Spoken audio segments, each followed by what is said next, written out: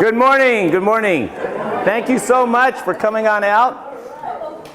Apparently there's people that couldn't make this first session, so there's going to be more of us on this journey. They're going to be probably watching the video and getting the homework online. We created a Facebook page for this, so if you have a Facebook address, you can look for My Storyline. I think it's My Storyline according to Totems or something like that. I have to look it up myself. I created it a week ago. But the purpose of the Facebook page is you have a month between classes, and I guarantee you once Ryan gets going on the totem stuff, and that'll make sense when we use that word, you're going to really have a lot of questions about how do you plot out your life story based on your personality. Okay? So let me say at the outset that this is an adaptation, a pretty big adaptation of an experience that the author of Blue Like Jazz, Donald Miller, put together. So some of us went through that training, and it was fascinating because it's basically a way of looking at our lives as a great story in the making. And you know that's been a big theme at our church for the last couple of years. And basically showing us how to storyboard your life. So if you sit down with someone who's a screenwriter or a movie maker or something like that, they just don't start filming. They have an idea like, who's this about? Right? What's the movie about? And who's the main character? And what conflicts are they going to face? And blah, blah, blah. But we tend to approach our life in a completely different way. We just kind of live it. And so if you remember my message of several weeks ago, one of the things that's unique about us as Christians is that we don't wear distinctive clothing that people know that we're Christians. Thank God. Okay, because some of us might not be Christians. I don't want to look like everybody else. But it's really our stories. It's the aroma, right? It's the aroma that's going to attract people to Christ. So what's unique about what we've done in this adaptation is we've taken one of our resident experts that's been growing up here in our church, Ryan Marshall Tanaka, on the whole Kersey Bates temperament, which is a different way of looking at the Myers-Briggs stuff, and applied it to this. Because I think one of the big drawbacks of even the basic My Storyline approach, it assumes everyone has the same personality. Okay? And again, thank goodness we don't. But, right, whoever is teaching you is usually teaching from their perspective. Okay? So that was one of the big challenges of this course is this is divided up into 4 different major personality types. And Ryan and I only represent 2 of the 4. So we were playing around with like, wow, we'll teach it in 4 different ways, the same material, but you're okay. We'll handle this better. Okay. All right. So Jesus wants your life to be a hero's journey. That should make sense to you if you go to this church. That your life is supposed to matter. It's the whole idea in the 4-chapter gospel of after you get saved. It's how you get to the 4th chapter where we're sent together to heal. And what we're going to say here in this course is the whole focus of this 4-month course is how do we grow spiritually mature, right? Now you can apply what we're going to teach you in just a moment. You can apply it to all these different roles in your life. We all have multiple roles. A spouse, maybe a parent, maybe a sibling. You have a role at work. Maybe you're mentoring or discipling someone. You can take all the elements that we're going to show you and you can identify those different roles and then do the same thing. So what does Ken in that role want? Right? What matters? For what we're going to do for this course is we're going to say, no, we're only going to talk about one role and one thing that matters. Okay? The role is you and me as a follower of Christ. So we're not assuming that we're just going to mature in Christ. And the thing that we want is we want to have the mind of Christ. Okay? So we've done a lot of hard work for you. We gave you a free space on the bingo card. Okay? Now, the thing that you're going to have to dig into, and that's part of your homework in the next month, is to figure out, and this we had a great article for you, is to figure out what does that mean to have the mind of Christ. Okay? And then how does that play out according to my personality? Because different people are going to go after this in a different way. Okay, every hero has a backstory. This is Stark. Yeah, Stark. Yeah, this is Iron Man, Tony Stark. Okay, he clearly has a backstory. In fact, if you get into any of these Marvel comic movies, and I'm guessing some of you don't, knowing the backstory of every comic book hero is really important to understanding the complexity of the hero. So, you know, in about 3 sentences, who wants to sum up Iron Man's backstory? Was he always Iron Man? No, he was the son of a guy who invents weapons, and then he travels to the Middle East to see how the weapons work, and ends up getting captured and injured, and in order to save his own life, he has to hook himself up to a battery, and runs off with this glowy thing in the middle of his chest now. Yeah, now that's obviously a younger person's backstory of Iron Man. because in the original backstory of Iron Man, it was more the Korean War. Yeah, it was a Korean War. Yeah. No, oh, I know. You have this version. Okay. So they updated it, right? They updated it, but basically it's the same backstory. He has a piece of metal shrapnel close to his heart that's getting closer and closer to his heart, and if it gets too close, he's basically going to die. And so he invented this electromagnetic battery, and the thing was this power source that he could carry around that would pull this piece of metal away from his heart. And that's what this whole thing is, a glowing power source. Okay? So when he then puts on the armor and becomes this superhero named Iron Man, how he makes his decisions, what matters to him, what his weaknesses are, right? All that stuff, it's all tied to his backstory. So if you don't know a hero's backstory, you can't kind of, number one, understand and appreciate why they are the way they are as that hero, and why they'll go after this foe and not that foe. But you also don't appreciate the layers and the complexities that goes into that. So that's true for everybody. Now, how does God shape our backstories? Primarily, it's through something called an inciting incident. So we're going to use language that a lot of the people in writing plays and movies and stuff, this is their language. An inciting incident is a phrase writers use to indicate something happened to their character that cannot be reversed. That is, when a character walks through a door after which life can never be the same. It can be a positive or a negative inciting incident. So in Tony Stark's case, what was the inciting incident?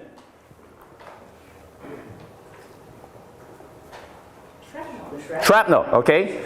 Right? Shrapnel, and you can kind of wrap that into being a POW and all of that.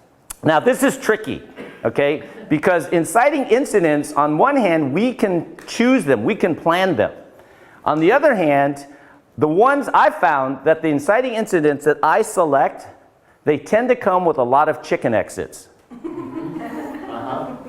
Okay, so remember, this whole idea here is a door open and closes, we go through it, we cross the threshold, the door disappears, right? It is permanently locked. You can't go backwards. So what would be an example of an inciting incident that you and I might choose, and it looks really good? I mean, they're like, wow, we're going on a different path, we're going to take on something tough, but it's got chicken exits, that you don't actually have to finish the journey.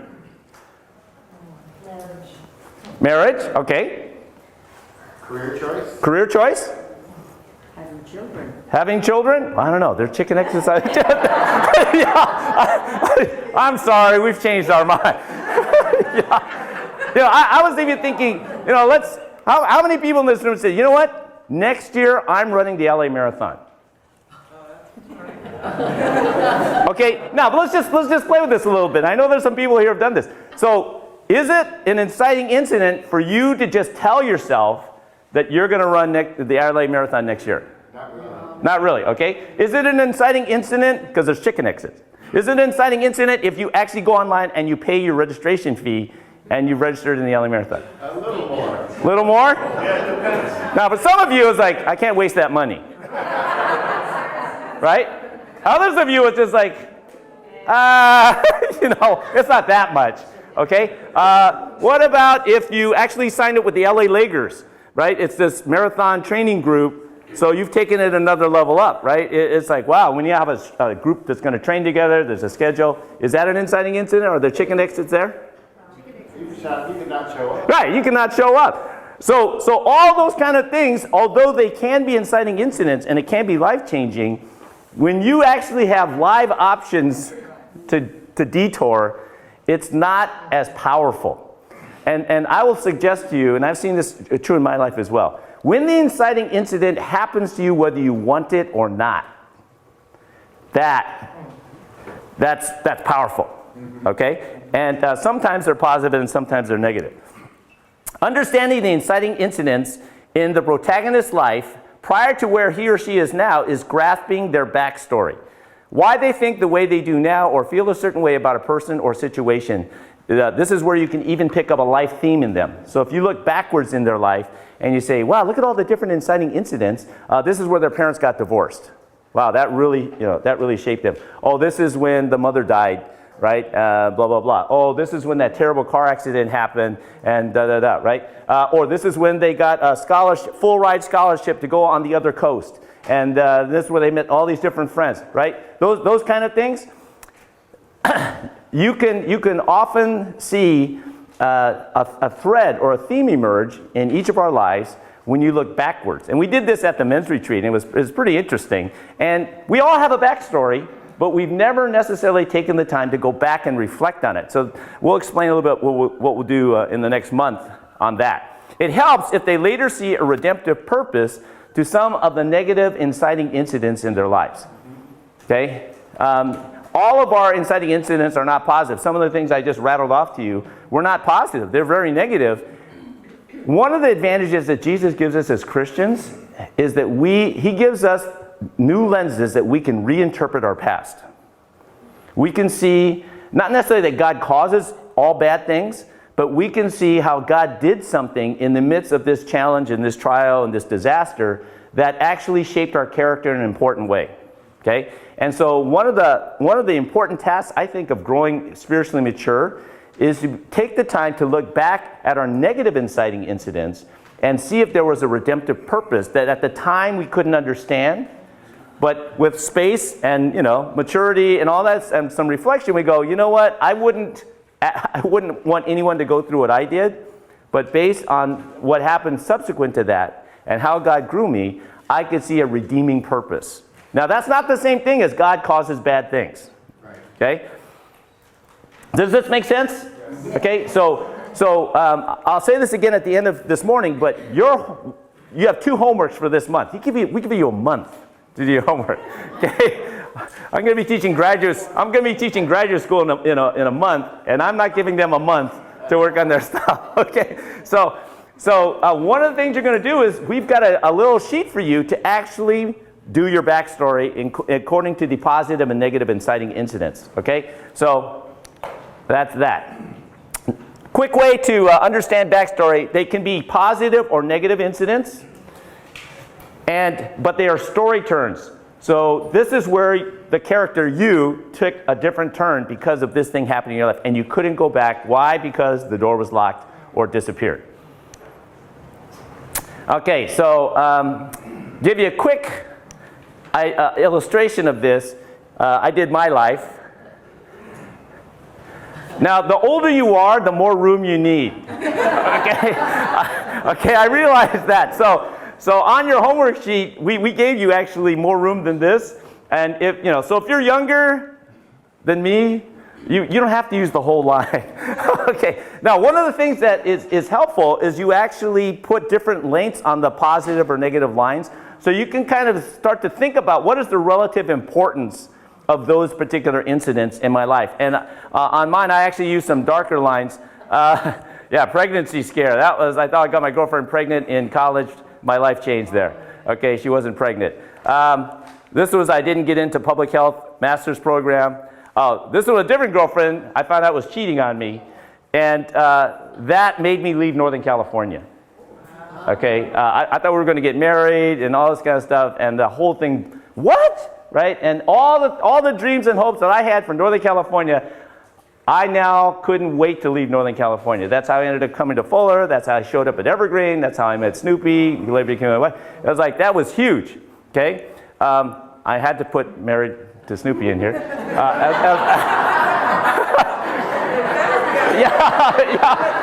incredible. It's incredible. My whole life is better and different. I will say that even more than marrying my wife was when I defied the American-born Chinese Godfather. Okay, so when I first moved down here, I was 24 years old. I was at Fuller, And I had this whole idea after coming here to Evergreen that there's a future for an English-speaking Chinese-Japanese church. And so I was all pumped up for that. And then I went to go talk to that, and this guy is like the godfather. So I told him my idea, and he goes, "You're 30 years too soon." He goes, "The Chinese church isn't ready for your idea. So go wear a suit and tie all the time, even at the church picnic, right? Because that's what Chinese pastors do. Go learn some dialect of Chinese. It's not the one your parents speak, because that's too low class, right?"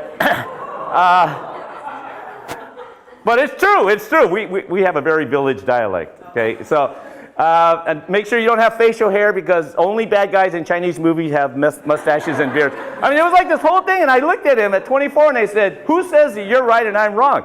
He goes, "I'm just telling you. That's right." Now, it's been 32 years since he told me that I was 30 years too soon. Okay, so I have a much greater appreciation for where he was coming from and what he was dealing with. At the time, I could care less. I just realized this guy standing in my way, he's saying that I got to go be more Chinese for 30 years. And then maybe once I get gray hair and some of the people have retired, if I played my cards right, they'll let me play. So I told him, no, I'm 24. So I told him, I said, "I think you're wrong." Okay? And he goes, "What do you mean I'm wrong?" I go, I don't think there's only one game. I think there's at least two games. He goes, "No, there's only one game. The Chinese-speaking church controls it. I just told you how to play by the rules." I said, "No. In my world, there's a new game just starting."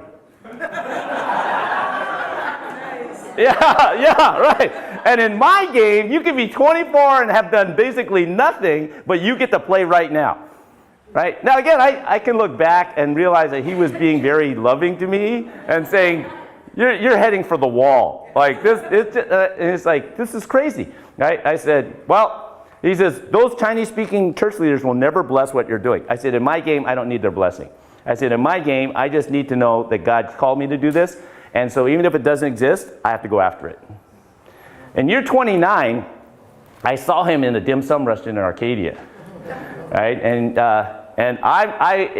when he was, like, I guess, year 29, I was like the age then of what he was when he told me I was 30 years too soon. Right? And so he's now in his late 80s, he's in bad health. And so I went up to him. I said, "Hey, Dr. So-and-so, good to see you." Right? And he goes, "So I've been watching you these last 29 years. And he didn't take back what he said. He just said, "I have to hand it to you that you followed your line." Right? You didn't wait for other people to say it's okay and all that kind of stuff. And so he says, "I'm proud of you." Okay? So that was bigger than marrying my wife, okay? Because this was an entire system that I was coming into, and basically they're telling me it's only this way, okay? So all of that. This thing here, January 2007, that's when I had this dream that I felt like God called me to spend my reputation on people that can't add to my reputation, they can only take away from it. And then 3 months later, that's when God made it clear to me, it was this whole LGBT thing. Okay, so that's pretty big. And this whole thing now of taking on this part-time job at Fuller, I think is another positive turn in my life. So the thread that I see coming through this, both in positive and negative, in the hive down here, is there's this sense of uncommon leadership in my life. That and I think it's tied to my personality too. You'll see this when Ryan gets going. So it's not just, I'm just this way. It's like people with my personality tend to be this way. And it's important that I find mentors who understand that about me. So you can have the wrong mentor, and they may mean mean all good and stuff, but they may not know how to understand how to move you along the line. Okay? And what we have here is the audacious outcome. Okay, so that's the thing that keeps you going no matter how hard life is, no matter how many obstacles are thrown in your path. You say, if I can get even close, then you have to be 100%. If I get close to this would be worth everything. This captures your imagination. For us, in this course, I would venture to say, if you're a Christian, the audacious outcome is standing before Christ on the other side of the grave and hearing him say, "Well done, my good and faithful servant." I don't know anything materially on this earth, relationally, anything that can measure up to having that approval from our Maker and our Savior, okay? So, anyway, redemptive purpose. Eventually seeing the hand of God involved in your negative story turns helps you make peace with your past and to leverage it to pursue your future. So, as you do your homework, as you identify some of these negative things, and you may be doing some crying as you look back at some of these things, it is important to spend enough time there to ask God, maybe even up till now, I haven't understood any redemptive purpose for this. If there is, can you please show it to me? Because otherwise, those things kind of keep you bitter. They keep you anchored in the past. They make you feel God-forsaken. Okay? And we know that's not true. And we know that in all things, God works for the good of those who love him and who've been called according to his purpose. Right? Romans 8:28. This is especially true in those God-forsaken times, in the valley of the shadow of death. So I think part of spiritual maturity is the ability to see God where other people can't see God. All right, so let's go into the elements of living a great story. So the gospel is a great story. That's why people keep telling it, for 2,000 years. The protagonist, okay, it's Jesus, God's only son. What did he want? He wanted to reconcile us to God. He came to earth as a human being. What is this? That's the inciting incident. Right? So Jesus could have stayed on the throne and said, they're really suffering. I really want to see them reconciled to us. But if he never left heaven, if he never became a human being, if he never became a zygote in Mary's womb and that whole thing, none of the rest of the stuff happens. Right? The audacious outcome, which you're going to see in a moment, would never come true. So again, inciting incident is the kick out of the nest. Right? It's the thing that gets us going.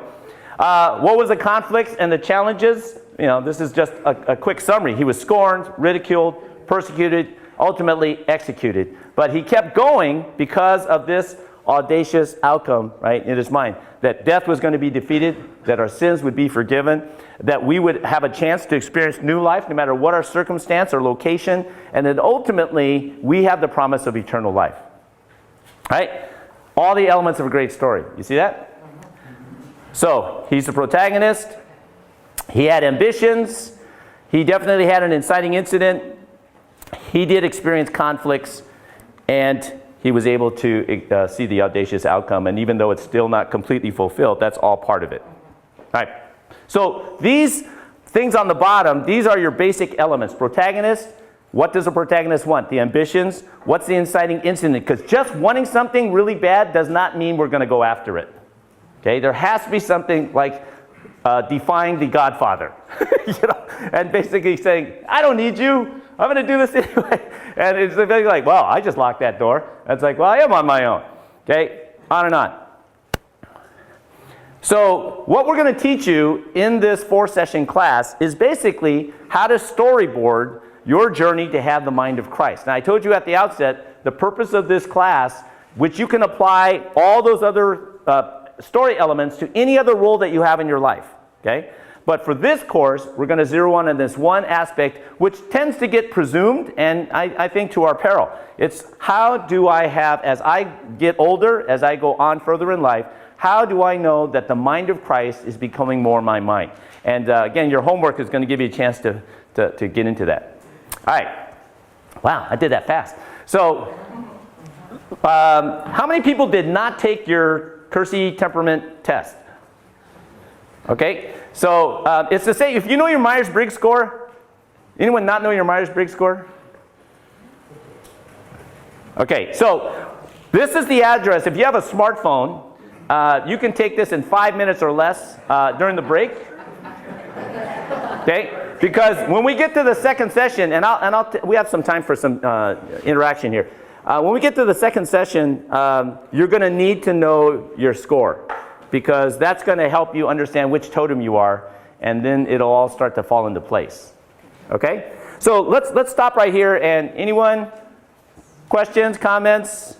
We're basically talking about the elements of a great story. Does that make sense to you? Backstory? Yes? Will all this be in the papers that we're going to get, what you just did? Or? We can certainly do that. Yeah, part of, Or the equivalent? yes. Part of it is we could either put it on the Facebook page or we can just have it available. Part of us wanted you to have a little bit of anticipation, so we didn't want you looking ahead and some of your temperaments. You would have not listened to anything I said, and you got to the end of the thing like, I'm going home. Right? I mean, some of your temperaments, like, just cut to the chase. Like, we don't have to have all, why are you telling us all this? Just tell us what to do, okay? And so that's not Ryan and that's not me. So, so that's why this course is going to go the way it is. But we certainly, we could either email it to you or we'll make it available. Okay.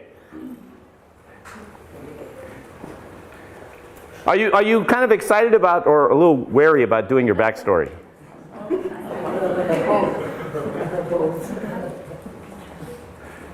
You know, if you're single, you're going, it's a great first date conversation. So I'm complicated. And when you say this trigger word, it may sound like nothing to you, but because of this inciting incident in my life, I start spiraling down, right? I mean, right? It's really, really helpful.